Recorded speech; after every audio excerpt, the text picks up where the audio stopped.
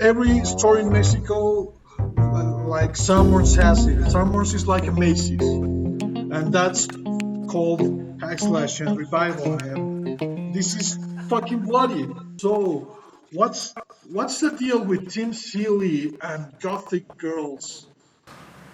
Yeah, I mean, I wish I could. If I could answer that, I would have saved so much trouble in my life. But yeah, it's a. I mean, when we first made Hack Slash, it was sort of a reaction to when I first started working at Devil 2, which was the original publishers of Hack Slash.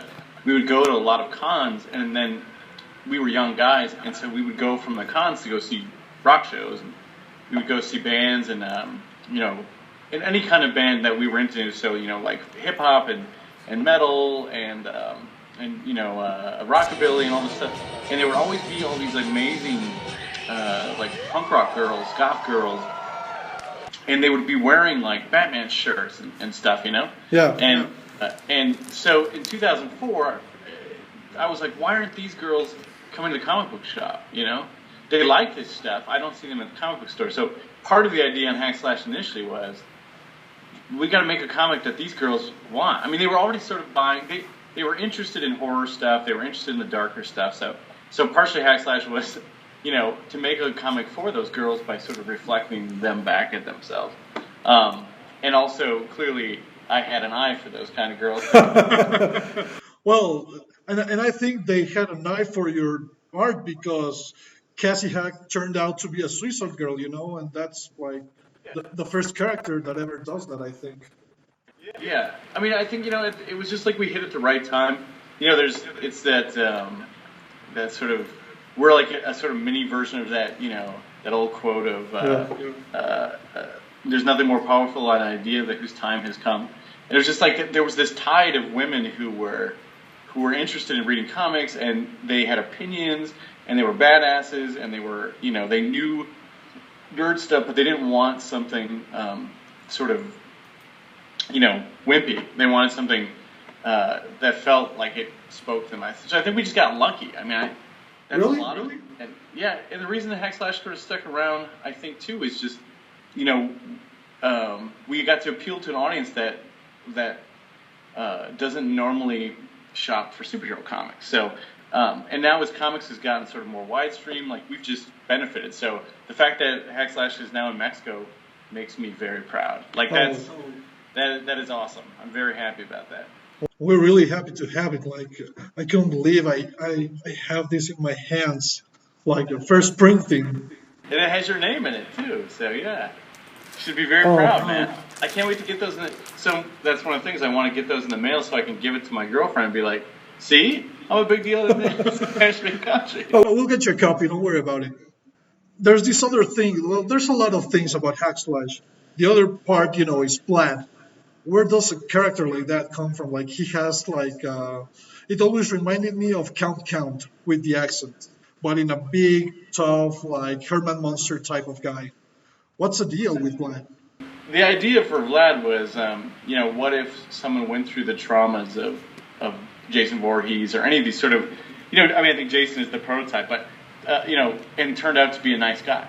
I mean, sort of he saw horrible stuff, people were horrible to him, yet he didn't vow revenge, He kind of went against his programming, went against all these sort of things that society, like I think slasher movies are sort of always about, there's always, society is responsible for creating this killer, right? That's kind of how slasher movies work, where Jason became that because sympathetically we watched these people torment him, and we said those guys are assholes, they deserve to die, and so in this case it's like someone was terrible to them and Vlad forgave them, In fact, he kind of goes on to protect people, and I wanted to play up the idea. One of the biggest parts for Vlad was that he would seem like the monster, but when you see their partnership, Cassie's more of the monster than he is. I think she's much more dangerous, much more likely. She's kind of treading a line, between light and dark that he's not. And I always thought that would sort of be an interesting balance for the book. I think, And plus, I always loved drawing monsters and girls. That's my favorite. Yeah, and actually, it's like you say, you have like the final girl and you have the monster. And the way I've always seen it, how I became a fan, it's like this was the story about. It's a coming of age story, I think, but it's weird because usually coming of age, it's like yeah, we get out of high school, we go to college, and we party and stuff. And with Cassie Hack, is more like I dropped out of high school, life sucks, and I have to face it. And that's what made it really interesting for me. Like, yeah, life won't wait. Even if your life is crappy, you'll have to keep going, man. What's your opinion about it? Am I like totally wrong or? Yeah, I mean, I came from a small town in Wisconsin. Well, I mean, you've translated Revival, so you know, um, but I mean, I saw a lot of people sort of, and because slash movies are so much about teenagers too. It's sort of about that the end of teenage life in those movies is inevitably death, right? Yeah. So, and I thought maybe it would be an interesting thing to say that you have to face life after this massive tragedy. Like, what does that do to a person? Does it? I think for Cassie, it kind of arrests her development, right? So, in a weird way, she's sort of this perpetual teenager. She's always angry at the world. She's always, but she's a fighter. So I think she keeps on going on. But yeah, I mean, it's weird to like look back at it and see so many. Like when you're asking, I mean, I wrote that 11 years ago. Yeah, yeah. And I, and I've written that book. I wrote that book for 10 years. So to sort of see all the things that I, may have done sort of inadvertently or like knew I was doing but didn't know if it would work, and like, oh yeah, people got it. That's awesome. And also, I think the interesting thing is the structure because it all started with one shots, and it was like not so steady editorially, but I gave it this. You know what it reminds me of Kurt Vonnegut, in the way that it's like a mosaic. You see like pieces here, pieces there, pieces there, and it's not about the linear narrative. It's about the big picture. Like. You cannot look at the big picture if you have like the line like this. You have to see the whole pieces. What works kind of about it too is that when we started out the book, we were doing these sort of short stories, like you said, one shots. And what worked, I think, at the time was that they seemed like individual horror movies, right? So it was sort of like you're gonna get a crazy horror movie and it's gonna star Cassie Hack, and that was kind of a fun way to do the story. And actually a really good way to ease myself into the character, So she could have sort of arcs for every short story. But then, like, the more I worked on the book, the more I kind of fell in love with the characters, and I felt like I needed to do a long-form series, So we got the 2 Hack Slash ongoings, and ended up making like 70-some issues of Hack Slash comics, 80-some. So, yeah, it's interesting to see just like how characters kind of decide to have their story told. I mean, I think Cassie worked really well as sort of like a movie character, and she became like a good TV character, sort of having long-term arcs, long stories, like extended cast, and all that. And looking back, sometimes I'm still surprised. Like, I can't believe I'm talking to a dude in Mexico who translated this thing that like was a weird idea I had in a bathtub, several blocks from here in my old apartment, I don't think I need to know about the bathtub stuff, but the other interesting about Hack Slash is the crossovers, man. Like how it has come to life into the canon of like Chucky, and it has like the Reanimator in the mythos and all that. How do you get to that? I mean, it's really weird for this independent comic to suddenly, it has a crossover with Ash from Evil Dead, and it has a crossover with the milk and cheese, like the milk and cheese, man. Yeah, I mean, partially it's because I love that shit, and that's my fault. But I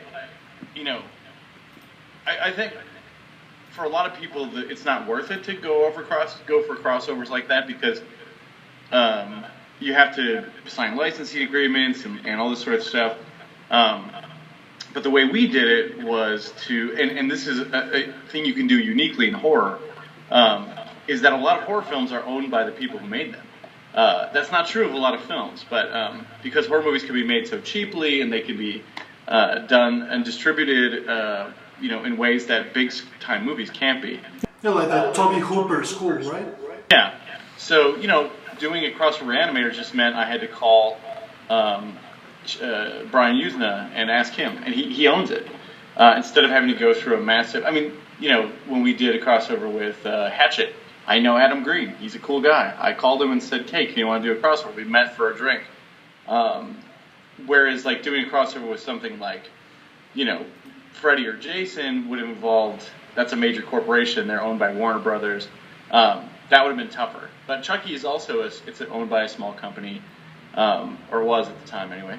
And, so, like, I was able to take advantage of that sort of stuff.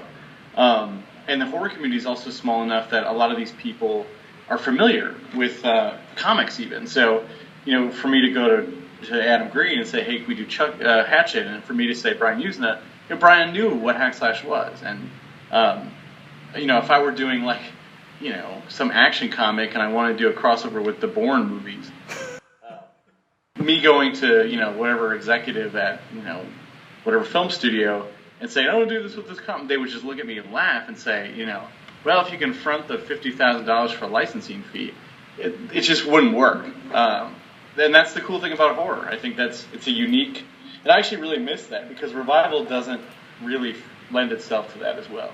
I've been hearing talks about hack slash TV shows, and I know that the script was auctioned for a movie like years ago, so it might go big, Are you ready to plug anything? I'm glad that they keep optioning it and they keep saying they want to make stuff. My experience with Hollywood has not been, it's been pretty typical, but it's not, to me, it has not been particularly wonderful. And I think that's not uncommon. But I make comics, that's what I do. And if people want to make movies out of shit I did, awesome. I will go see the movie. That's kind of how I work at. So, hopefully something will go someday. I'd love to see Cassie on the big screen. I know a lot of people would. So, anything you want to tell to the Canadian fans in Mexico about your books that are coming out, Hack Slash and Revival? And you have tons more comics coming, so don't worry about it disappearing. If you buy it, it'll keep showing up. And I hope I come back to Mexico sometime.